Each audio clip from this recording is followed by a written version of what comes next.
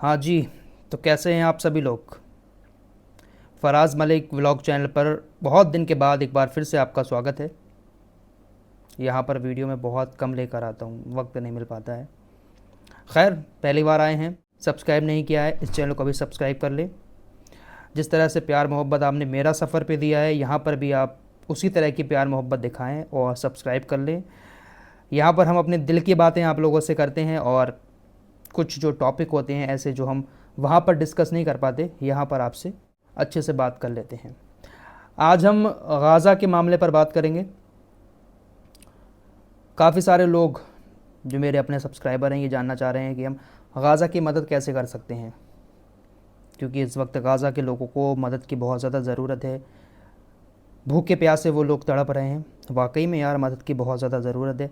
भारत के लोग जानना चाहते हैं कि हम गाज़ा को डायरेक्ट मदद कैसे भेज सकते हैं। देखिए, ध्यान से मेरी बात को सुनिएगा, क्योंकि सोशल मीडिया पर कई सारे लोग ऐसे हैं जो गाज़ा के नाम पर चंदा कर रहे हैं, पैसे मांग रहे हैं लोगों से, यूपीआई आईडी लगाकर, बार कोड लगाकर। आपके पैसे का वो लोग क्या कर रहे हैं क्या नहीं कर रहे हैं, मैं इस मैटर में नहीं पढ़ूंगा। फ़िलहाल सबसे पहले मैं आप लोगों से यही कहूँगा कि आप अगर रमज़ान की ज़कात देना चाहते हैं तो उस ज़कात पर सबसे पहला हक़ जो है वो आपके अपने रिश्तेदार का है। जो सबसे करीबी आपका रिश्तेदार है, अगर वो इस लायक है कि उसको ज़कात की ज़रूरत है तो आप सबसे पहले ज़कात उसको देंगे। अब आप हो सकता है ये कहें कि फराज भाई, हम अपनों को भी ज़कात दे देंगे, लेकिन हम गाज़ा के लोगों तक ज़कात पहुंचाना चाहते हैं क्योंकि उनको भी बहुत ज़्यादा मदद की ज़रूरत है। बेशक उनको भी इस वक्त दुनिया में सबसे ज़्यादा मदद की ज़रूरत है। शायद ही कोई ज़मीन पर ऐसी जगह हो जहाँ पर लोग इतने ज़्यादा परेशान हों जितने गाज़ा के अंदर हैं। उनको भी बहुत ज़्यादा मदद की ज़रूरत है। आपने अपना ज़कात का पैसा अपने रिश्तेदारों को भी दे दिया, उसके बाद भी आपके पास पैसा है और उसके बाद भी आप ये चाहते हैं गाज़ा तक हमारा पैसा पहुंच जाए, तो उसका प्रोसेस सिर्फ इतना ही सा है कि सिर्फ और सिर्फ भारत के लोगों के पास एक ही ऑप्शन है, फ़िलिस्तीन की एम्बेसी जो दिल्ली के अंदर है। आप अपने पैसे को फ़िलिस्तीन की एम्बेसी में जाकर जमा कर सकते हैं। अब फ़िलिस्तीन की एम्बेसी उस पैसे को गाज़ा तक पहुंचाएगी या नहीं पहुंचाएगी, ये फ़िलिस्तीन की एम्बेसी जाने और अल्लाह जाने। गाज़ा के लोगों की डायरेक्ट मदद करने का एक भी ऑप्शन भारत के अंदर मौजूद नहीं है। जो लोग सोशल मीडिया पर, यूट्यूब वगैरह पर चंदा कर रहे हैं, वो लोग सिर्फ़ और सिर्फ फ़िलिस्तीनी एम्बेसी के नाम पर कर रहे हैं। फ़िलिस्तीनी एम्बेसी में जाकर वो लोग पैसा जमा करेंगे। अब उस पैसे को फ़िलिस्तीनी अथॉरिटी जो है वो गाज़ा के लोगों तक पहुंचाएगी या नहीं पहुंचाएगी, इस बात की कोई गारंटी नहीं है। आप लोग मेरा सफ़र चैनल पर वीडियोस देखते होंगे तो आपको सारी चीज़ें अच्छे से मालूम होंगी। फ़िलिस्तीन का जो मामला है वो अलग है, गाज़ा का मामला अलग है। फ़िलिस्तीन में सरकार अलग है, गाज़ा में हमास की सरकार थी। वहाँ पर इलेक्शन हुआ था, हमास ने चुनाव जीतकर अपनी सरकार बनाई थी। तो फ़िलिस्तीनी अथॉरिटी अलग काम करती है यरूशलेम, वेस्ट बैंक वगैरह में, लेकिन गाज़ा में हमास का संसद भवन था, हमास का ये सब कुछ था। तो आप अगर अपना पैसा यहाँ पर किसी के थ्रू फ़िलिस्तीनी एम्बेसी को देते हैं, वो पैसा आपका गाज़ा तक पहुँचेगा या नहीं पहुँचेगा, इसका कोई आपके पास सबूत नहीं है। हाँ, आपका दिल कह रहा है कि हम गाज़ा की मदद करना चाहते हैं, तो आपके पास सिर्फ एक ही ऑप्शन है, फ़िलिस्तीन की एम्बेसी। आप डायरेक्ट जाकर वहाँ पर अपना पैसा जमा कर दें। अगर आप दूर से हैं, दिल्ली के आसपास के लोग तो चले जाएंगे, अब दूर दूर के लोग कैसे पहुँचेंगे। गाँव देहात के लोग भी चाहते हैं कि हम कुछ तो गाज़ा के लिए करें। अगर आपका दिल करता है करने का, तो आपको अगर कोई बंदा ऐसा मिलता है जिसके ऊपर आपको थोड़ा बहुत भरोसा हो सोशल मीडिया पर, आप उसको अपना पैसा दे सकते हैं। वैसे आजकल फ्रॉड भी बहुत ज़्यादा चल रहा है। आप किसी को 10 लाख भेजेंगे, 1 लाख अगर उसने अपनी जेब में रख ली है तो उसका तो काम हो गया।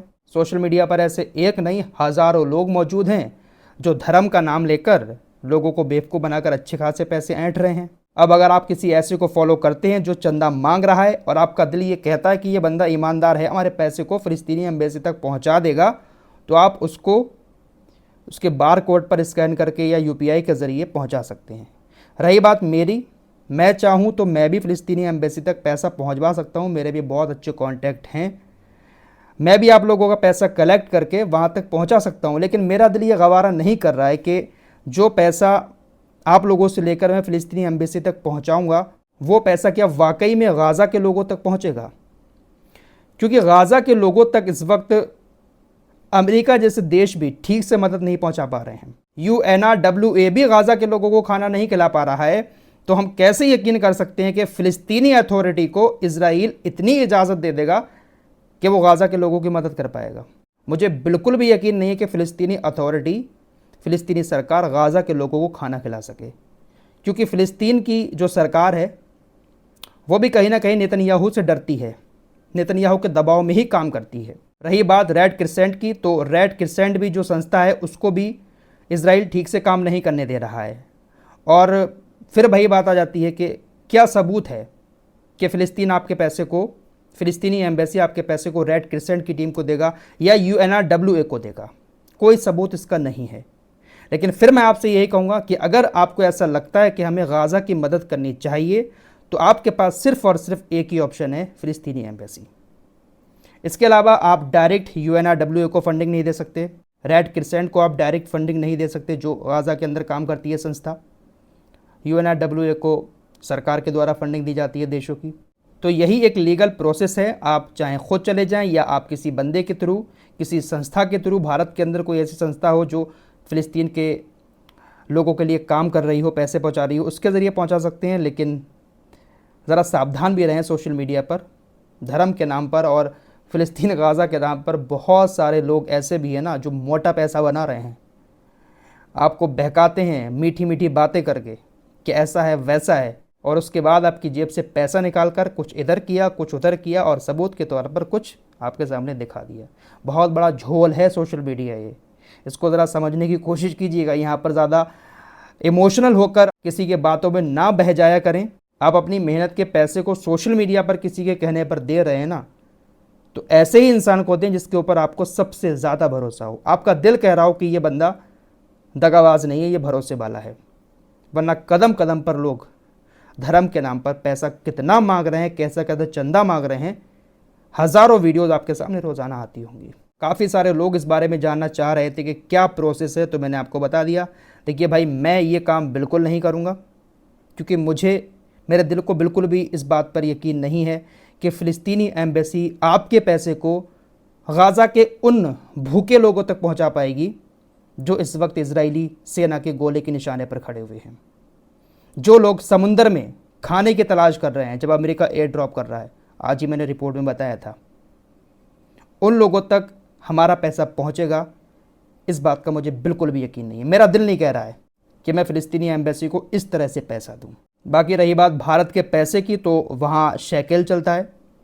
शेकेल का अगर आप इंडियन रुपीज़ में कन्वर्ट करेंगे तो वहाँ का 1 शेकेल और भारत के 23 रुपये, यानी भारत के 23 रुपये और वहाँ का 1 शेकेल बनता है। अगर आप यहाँ से फ़िलिस्तीन के लिए 1 लाख रुपए भेज रहे हैं तो वो वहाँ पर जाकर 23,000 रुपये बन जाएंगे, क्योंकि वहाँ पर शेकेल चलता है। और शेकेल का रेट आप लोग गूगल पर चेक कर सकते हैं, 1 शेकेल का रेट इंडियन रुपीज़ में कितना होता है। तो ये है लीगल प्रोसेस। बाकी आपकी मर्ज़ी है, आप जिसे चाहें अपना पैसा दें, लेकिन सबसे पहला हक जो है आपकी ज़कात का, वो आपके अपने करीबी का है। करीबी रिश्तेदार आपका कोई ऐसा हो, हम सबकी नज़र में ऐसे लोग होते हैं कि कौन गरीब है, कौन इस लायक है जिसको ज़कात की ज़रूरत है, तो सबसे पहला हक जो है आपके ऊपर उसका है।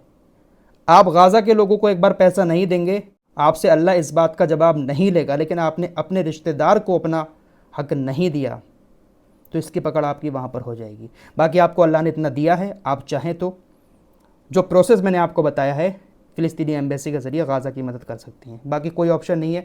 अगर वाकई में कोई ऐसा ऑप्शन होता कि गाज़ा के लोगों को डायरेक्ट मदद पहुंचाई जाती, तो सबसे पहले फ़राज़ मलिक आगे खड़ा हुआ नज़र आता। लेकिन वही बात है कि बीच में बहुत लोग दलाल होते हैं, बहुत ऐसे लोग होते हैं जो अपने भले के लिए, अपने फ़ायदे के लिए इस तरह की चीज़ें करते हैं। और फ़िलिस्तीनी अथॉरिटी को भी भाई पैसे की ज़रूरत है, वो भी चंदे पे ही चलते हैं, UNRWA के चंदे पे चलते हैं। तो मेरा दिल नहीं कह रहा है यार। बाकी आप लोगों को क्या लगता है, क्या फ़िलिस्तीनी एम्बेसी पैसा पहुंचाएगी गाज़ा के लोगों तक? क्योंकि सबूत कुछ नहीं दे रहे हैं वो लोग। अगर एम्बेसी में आप पैसा देंगे, वो आपको दिखा देंगे हाँ भाई आपका पैसा फ़िलिस्तीनी अथॉरिटी को दे दिया गया है, लेकिन गाज़ा के लोगों तक पहुँचाए इस बात का कोई सबूत फ़िलिस्तीनी एम्बेसी नहीं देगी। फ़िलहाल हम सभी लोग कम से कम दिल से दुआ ज़रूर करें उन भूखे लोगों के लिए। मिलते हैं एक और नई वीडियो के साथ, तब तक के लिए अपना ख्याल रखिएगा। इस चैनल को भी सब्सक्राइब कर लें।